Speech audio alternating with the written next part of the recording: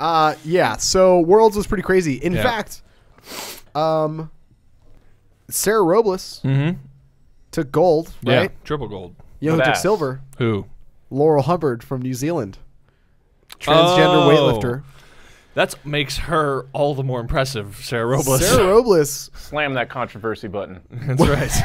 Pow! We're talking about this now. All right. I'm interested in hearing Armin's detailed opinions on this. Yes, Armin, speak at length. Oh, wait. I have another text message exchange. He just sent on the day that the day before they were competing. He goes, saw Laurel Hubbard at the competition. She was sitting by herself.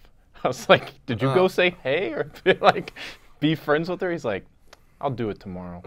I didn't get a chance to say what's up. You didn't say, all right. I'll be honest with you. I didn't get a chance to say what's up. Do you think there was a stigma around her lifting and her lifts and everything at the... Whoa. Was there a stigma around her lifting? Like, was there... Was it a subject of discourse? Was there a different energy when she took the platform, etc.? No. Everyone was very respectful. There was no sort of like outright, negative or positive opinions about the matter. I have a hard time believing that people didn't know, because of just the size of the story. But I do suspect that there was a lot between her competitors. I suspect there was a lot of coaches and athletes who had really strong opinions about it. Who I didn't really talk to anybody about it. I didn't have any conversations. If you had to speculate, what would some of those opinions be? And, anyway, don't spare. Hey, so yeah, the person from Georgia that's watching just said, this is good that Lasha is world champion, but bad because Lasha is living in a small house, very small, only one room. Is really bad. Huh? That's a big guy for one room. Yeah, damn. It would have to be a large room. I need more info. How does this person know this? I didn't ask that part. I just said, why is this? That's a really good question. Yeah, usually, the understanding that a lot of us have. This is the first time we've ever engaged in dialogue with our viewers. That's true. Usually, the idea is like, they go back as like superheroes and they get like $1 million checks and a bunch of cars and homes. I just pictured that he went back home and he has a home and not a room. No, he probably keeps the whole country going. He just lifts every now and then, and that's it's enough to. And that's how the energy of the entire country. Like if a tractor got stuck in the mud or something, he could totally pull that right out of there. Helicopter him in and he just pulls it out. Exactly. He's their #1 export. I don't know of any other exports. They're really good at weightlifting. They have a lot of really good, solid weightlifters. So hopefully they do end up taking care of him at some point. That's a really strange story. I did not expect that to be the case. Yeah, apparently it's pretty well documented in magazines in the country and whatnot. Kind of like tabloids here.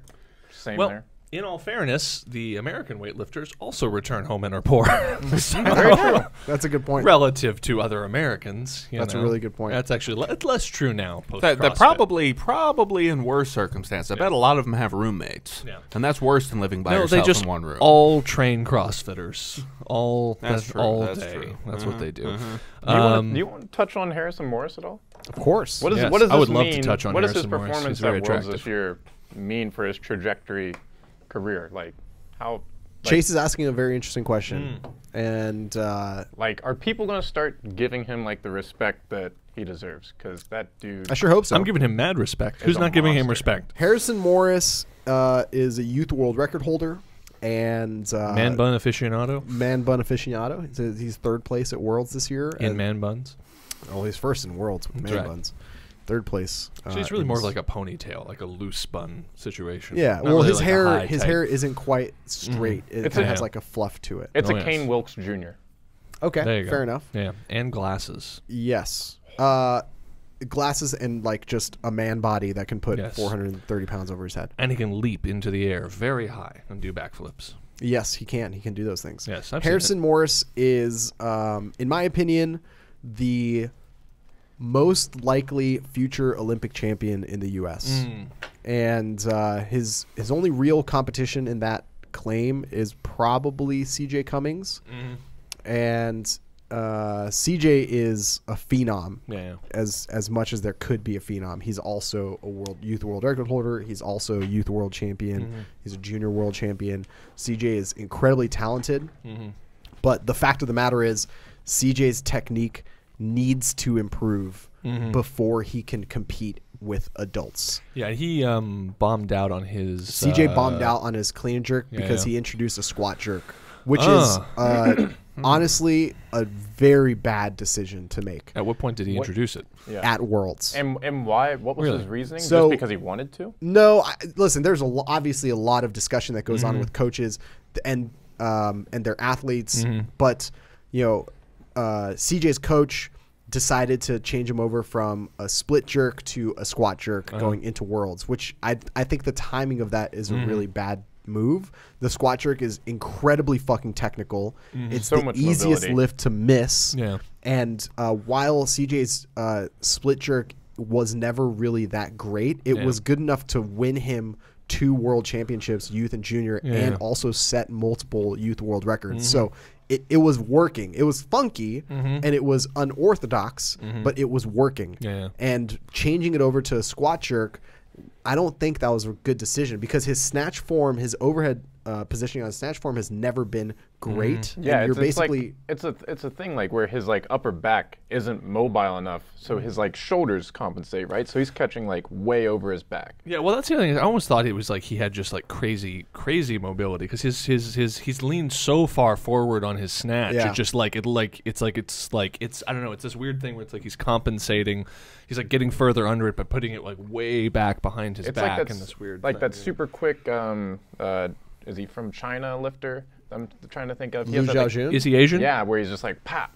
Yeah, Asian. Yeah. I think the thing about CJ, and really the only reason why you talk about CJ and Harrison at the same time is because they're both very young. They're both very talented. They're both very successful, and the potential for their careers is limitless. Being able to say we have youth world record holders on the America's team is massive. Yeah. And that is the type of thing that sort of just sets you up for success in your career in weightlifting. It's indicative of maybe those changes manifesting finally from the popularization of weightlifting. Yeah. And so you look at CJ and you look at Harrison. They're both young. They're both very talented. They both have high ceilings. Harrison started off a lot slower. He and his coach were much more conservative. He's very, very technically proficient. He's also incredibly strong, but has been cutting weight to stay at a 77, and now is moving up to an 85. CJ's comfortable at 69, but and his coach and he have been conservative. They haven't been making absurd jumps, but his technique hasn't been solid and foundationally sound. And that's a big issue because as he starts improving, he's going to be, for at least a little while, competing against grown-ass men whose technique is incredibly sound and they're stronger than he is. So he needs to be able to, up that portion of his game. And, there's nothing to say that he's not going to be able to do that. His coach, Roy, is a good coach. I mean, his other athletes move well. So, the technique is there for him to pick up. He just needs to be able to find the time and the ability to kind of step back, rebuild his technique, fix it, and get in there. And the squat jerk isn't necessarily bad for CJ. It's just not a good idea to introduce something that finicky for the first time in competition at the world stage. That's a really big mistake. On the flip side of things, Harrison Maurus is his mentality when it comes to competing was really strong. He was definitely able to go out there and do things, when it was clutch and when he had to perform. He's super talented, very, very technically sound, and it showed. I mean, he was able to, with kind of like a jacked up quad, he had like crazy like quad cramps. With a jacked up quad, he was able to hit his last clean and jerk. His second clean and jerk, he had to defer his final lift. So he still was able to set records with only 5 total lifts instead of 6. So I would say Harrison is and CJ are both on a trajectory to be very, very competitive at a world stage. I would say Harrison is very much poised to be like a multi-time Olympic champion, multi-time world champion, and possibly a world record holder. Nice. He's just so good and he's so talented. It's just a process of keeping him healthy and keeping him training. Yeah. And making sure drug testing stays really good for those other countries. And making sure drug testing stays very good for everybody. Yeah, which is really the Achilles heel in this whole equation, right? The whole thing. So from this point on, I'm only referring to Harrison as Harrison the Terminator Maurus. Okay, nice. Fair enough. Add some more syllables. Might roll off the tongue easier. With a good glance to camera in the middle for emphasis.